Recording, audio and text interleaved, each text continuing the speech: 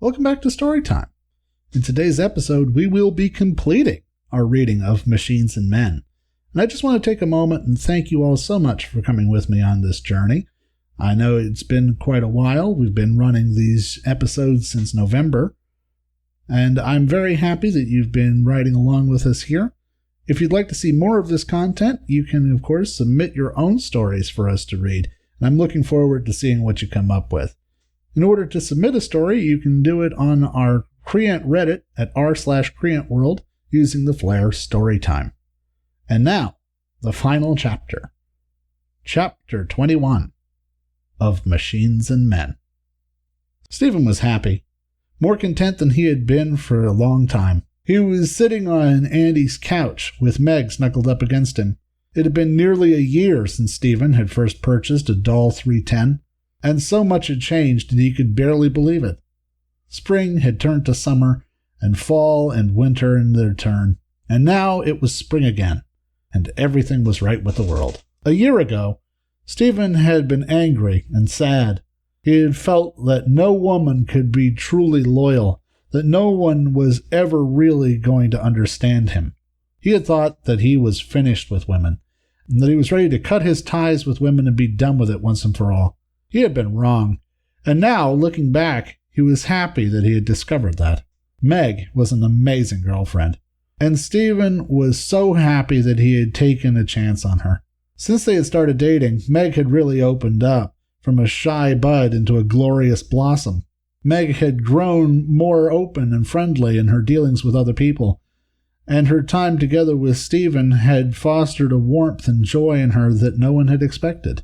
At the moment, Meg was dressed in a scoop-neck t-shirt, jeans, and low-heel shoes. Her brown hair was glossy and cascaded down over her shoulders, and when she smiled, which she did much more frequently these days, dimples appeared on her cheeks. Meg and Stephen had fallen very much for each other, and there were rumors circulating around that there might even be an engagement in the future. Certainly they had been living together for a while now, and you seldom saw one without the other. Stephen was deeply happy in his relationship as well, because Meg was flawed. She made mistakes. She argued with him. She challenged him, and she was a real human woman with all her ups and downs. She was real, a real woman that he could be with now and forever. Stephen loved Meg, despite all of her flaws. The certain knowledge that she loved him too was an overwhelming feeling of comfort. Through all the slings and arrows, she was beyond worth it.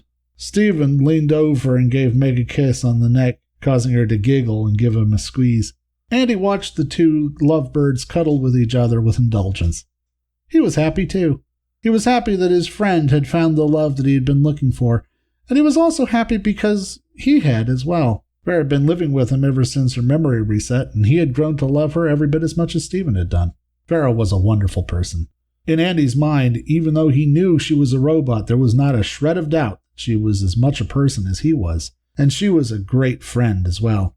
Muscle and bone, blood and sinew weren't what made someone alive, Andy decided. It was what they did with themselves that made them a person.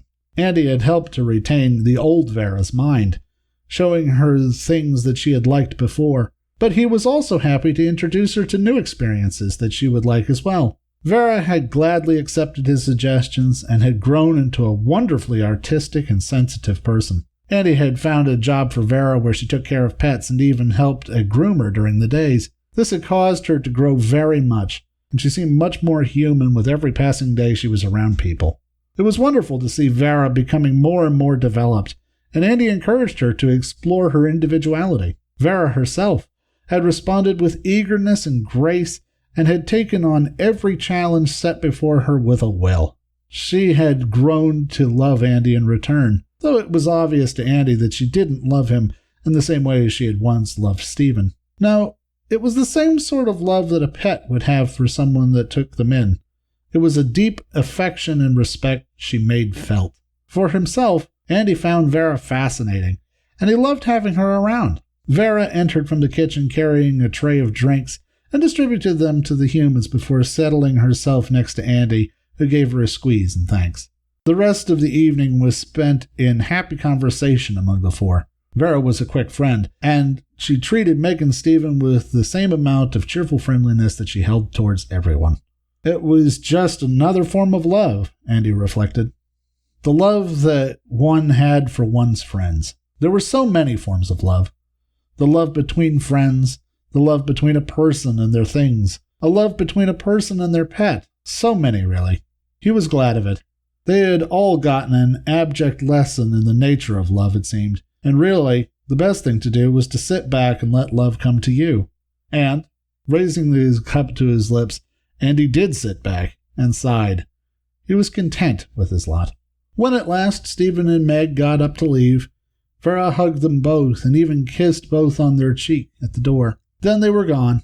Vera sauntered over to Andy and snuggled up to him again as he put his arm around her. They sat quietly in companionable silence for a while, with Andy stroking Vera's hair. "Well, I'm going to hit the hay," Andy yawned. "Are you coming?"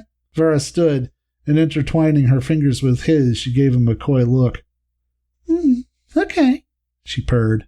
"But were you thinking of going right to sleep?" "Well, maybe not right away," Andy chuckled as Vera led him into the bedroom and closed the door.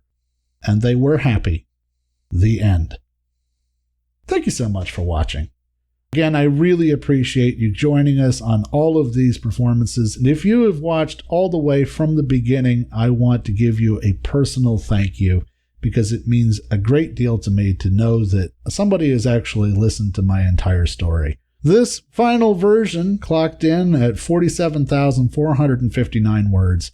So even though I didn't stand a chance of winning the Nanowrimo because it was less than 50,000, I am happy with what I have. And I'd rather have 47,459 words that I like rather than 50,000 that are just okay. Until next time, I'll see you later.